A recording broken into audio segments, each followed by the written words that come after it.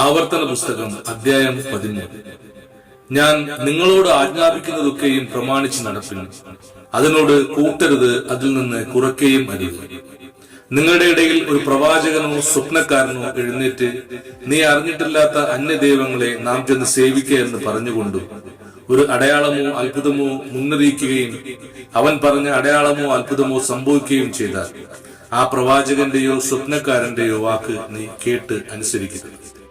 നിങ്ങളുടെ ദൈവമായ യഹോവയെ പൂർണ്ണ ഹൃദയത്തോടും പൂർണ്ണ മനസ്സോടും കൂടെ നിങ്ങൾ സ്നേഹിക്കുന്നുവോ എന്ന് അറിയേണ്ടതിന് നിങ്ങളുടെ ദൈവമായ യഹോവ നിങ്ങളെ പരീക്ഷിക്കുകയാകും.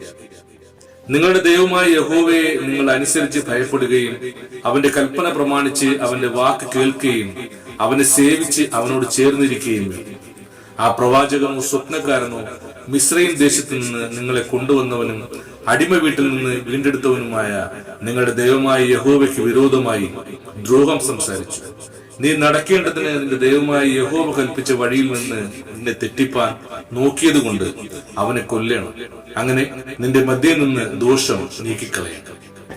നിങ്ങളുടെ ചുറ്റും ദേശത്തിന്റെ ഒരു അറ്റം മുതൽ മറ്റേ അറ്റം വരെ സമീപത്തോ ദൂരത്തോ ഉള്ള ജാതികളുടെ ദേവന്മാരിൽ വെച്ച് നീയോ നിന്റെ പിതാക്കന്മാരോ അറിഞ്ഞിട്ടില്ലാത്ത അന്യദൈവങ്ങളെ നാം ചെന്ന് സേവിക്കുകയെന്ന് നിന്റെ അമ്മയുടെ മകനായ നിന്റെ സഹോദരനോ നിന്റെ മകനോ മകളോ നിന്റെ മാർവിടത്തിലുള്ള ഭാര്യയോ നിന്റെ പ്രാണ സ്നേഹിതനോ രഹസ്യമായി പറഞ്ഞ് നിന്നെ വശീകരിപ്പാൻ നോക്കിയാൽ അവനോട് യോജിക്കുകയോ അവന്റെ വാക്ക് കേൾക്കുകയോ ചെയ്യരുത്.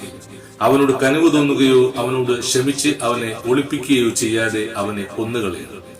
അവനെ കൊല്ലേണ്ടതിന് ആദ്യം നിന്റെ കൈയും പിന്നെ സർവ്വജനത്തിന്റെ കൈയും അവന്റെ മേൽ ചെല്ലുക.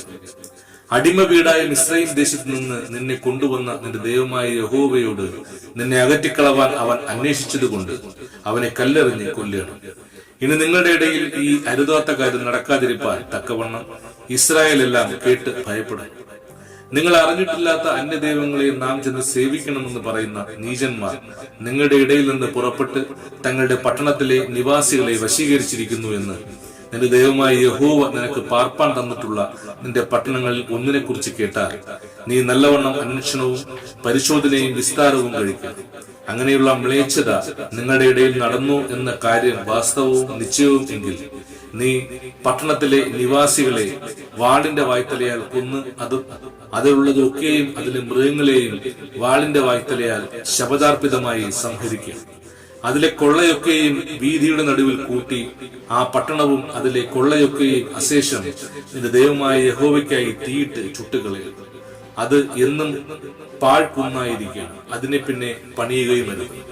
നിന്റെ ദൈവമായ യഹോവയുടെ വാക്ക് കേട്ട് ഞാൻ നിന്നോട് ആജ്ഞാപിക്കുന്ന അവന്റെ സകല കൽപ്പനകളും പ്രമാണിച്ച് നിന്റെ ദൈവമായ യഹോവയ്ക്ക് ഹിതമായുള്ളത് ചെയ്തിട്ട് യഹോവ തന്റെ ഉഗ്രകോപം വിട്ടുതിരിഞ്ഞ് നിന്നോട് കരുണയും കനിവും കാണിക്കേണ്ടതിനും നിന്റെ പിതാക്കന്മാരോട് സത്യം ചെയ്തതുപോലെ നിന്നെ വർദ്ധിപ്പിക്കേണ്ടതിനും ശപഥാർപ്പിതമായ യാതൊന്നും നിന്റെ കയ്യിൽ പറ്റിയിരിക്കരുത്.